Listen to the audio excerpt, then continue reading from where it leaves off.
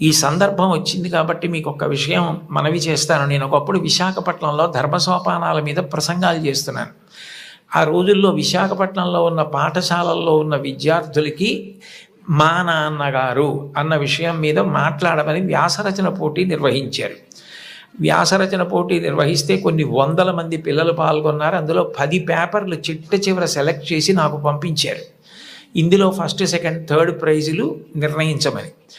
నేను పేర్లు చూస్తే ఒకవేళ నాకు ఏదైనా పక్షపాతం కలుగుతుందేమో, సుశీల అని కనపడింది అనుకోండి, తెల్లవారుజామునే మా అమ్మ గుర్తొచ్చి ఒక మార్క్ ఎక్కువ వేస్తానేమో అని నేను పేర్లు చూడకుండా పేపర్లు దిద్ది మార్కులు వేసేసి తర్వాత పేర్లు చూశాను. చూస్తే నేను ఫస్ట్ ప్రైజ్ ఇచ్చినటువంటి వ్యక్తి ఒక మహమ్మదీయ బాలిక. నేనేం మార్చలేదు సుమండి, అట్లాగే ఇచ్చేసాం. అప్పుడు ఆ బహుమతులు ఇస్తున్న సభకి అప్పుడు తిరుమల తిరుపతి దేవస్థానాలకి కార్యనిర్వహణాధికారి మాన్యులు శ్రీ ఎల్వి సుబ్రహ్మణ్యం గారు, ఆయన ముఖ్య అతిథిగా వచ్చారు. ఆయన ప్రైజ్ ఇస్తూ ఈ పిల్ల ఏం రాసింది మైక్లో చదివి వినిపించమనండి అన్నారు. అంటే ఆ పాప పేపర్ చదివింది. అందులో ఆమె ఏం రాసిందంటే, వాళ్ళ అమ్మగారు టీచరు, వాళ్ళ నాన్నగారు కూడా ఏదో ఉద్యోగం, ఆయనకి బ్లడ్ క్యాన్సర్ వచ్చింది, చూసుకోలేదు, ముదిరిపోయింది, 3 నెలల్లో చనిపోతారని చెప్పారు.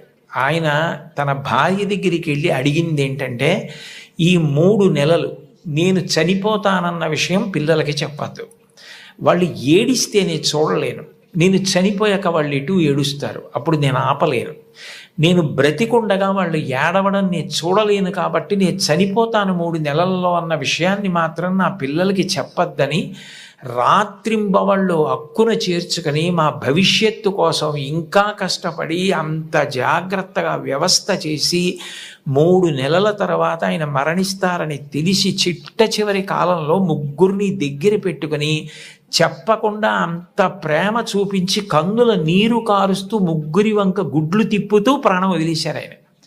తండ్రి అంటే అది, అంతటి త్యాగశీలి మా నాన్న. ఇది నాకు తెలిసున్న తండ్రి. ఇంతకన్నా తండ్రి గురించి చెప్పడం నాకు రాదని రాసింది ఆ అమ్మాయి. ఆ అమ్మాయికి ఫస్ట్ ప్రైజ్ ఇచ్చాం. తండ్రి అంటే అంత గొప్పవాడు.